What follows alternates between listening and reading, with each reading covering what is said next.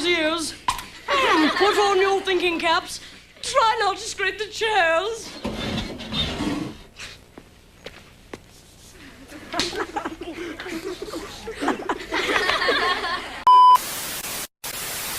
When we talk about Flash Forward, we're talking about Disney Channel's most forgotten pioneer.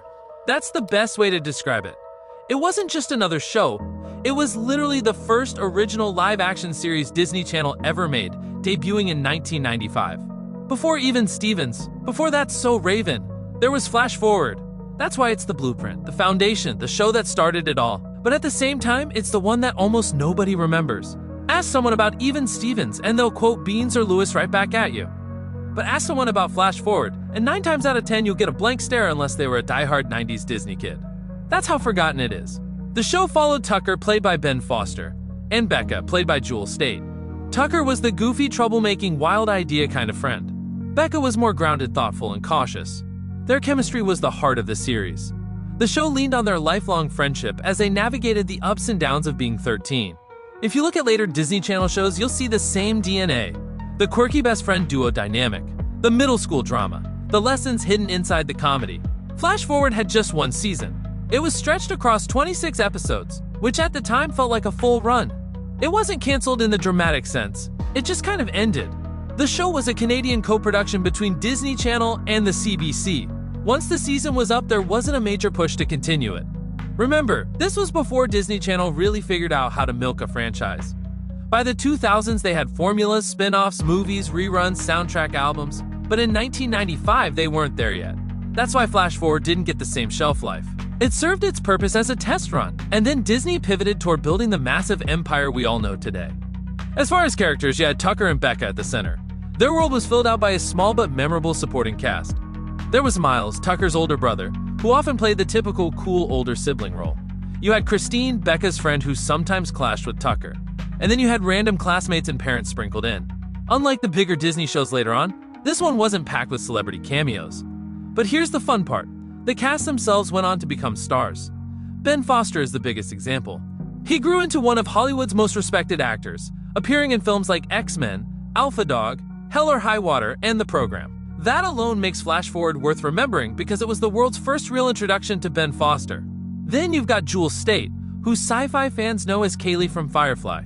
That's 2 big careers born out of a show most people have never even heard of. The episodes weren't flashy or over the top. They nailed the awkward middle school experience. Episodes dealt with crushes, embarrassment, getting into trouble, navigating school dances, dealing with teachers, and all those universal teen rites of passage. The tone was more down-to-earth compared to the zany Disney Channel comedies of the 2000s. In fact, it almost had more of a Nickelodeon feel. Something you would have seen alongside The Adventures of Pete and Pete, or Are You Afraid of the Dark? It was relatable, slice-of-life comedy mixed with heartfelt lessons. So why did it fade into obscurity? The mid-90s Disney Channel wasn't what it would become. Back then, it was a premium cable add-on. Not every household even had access to it. The shows didn't get reruns in the same way they would later. By the time Disney Channel became mainstream and started pushing shows hard, Flash Forward was already gone. No reruns, no DVDs, no Disney Plus upload. Nothing. Out of sight, out of mind. The kids who watched it remembered it, but without reruns and streaming, the memories stayed locked in the 90s. Was it canceled? Not officially. It was more of a thanks for your service, now we're moving on type of ending. Since it was a Canadian-American production, once the co-production agreement ended, there wasn't a second season. Disney, instead of fighting for it, simply moved on and greenlit other projects. Shows that got way more promotion and attention. Another piece of the puzzle is the lack of a theme song. Think about it. Almost every memorable Disney Channel show had a theme song that stuck in your head. Even Stevens' bouncy tune. That's So Raven's unforgettable hook. But Flash Forward didn't have a catchy theme song. It had an intro sequence, but it wasn't memorable enough to stick in your brain. And if there's one thing nostalgia thrives on, it's theme songs. Without one, the show didn't have that cultural anchor. In terms of guest stars, there weren't huge names at the time. But looking back, the main cast themselves became the celebrities. That's actually the wildest part. The show didn't need cameos because the kids who starred in it went on to become way bigger than the show itself. So here's the legacy. Flash Forward is Disney Channel's most forgotten pioneer. It's the first, the blueprint, the one that proved a live-action sitcom for kids could work. Without it, you might not have gotten the golden age of Disney Channel originals. But because it never got reruns, never got promotion, never got a revival, and never made it to streaming, it's almost like it never existed. The kids who saw it back in the day hold it close, but for everyone else, it's a lost memory.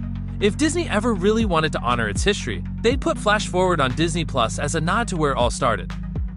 Imagine the younger generation discovering baby Ben Foster and Jewel Staite. Imagine longtime fans finally being able to revisit the show in crisp digital form. That's how you give flowers to a forgotten pioneer. Until then, it sits in that rare space. Remembered by few, forgotten by most, but still historically important.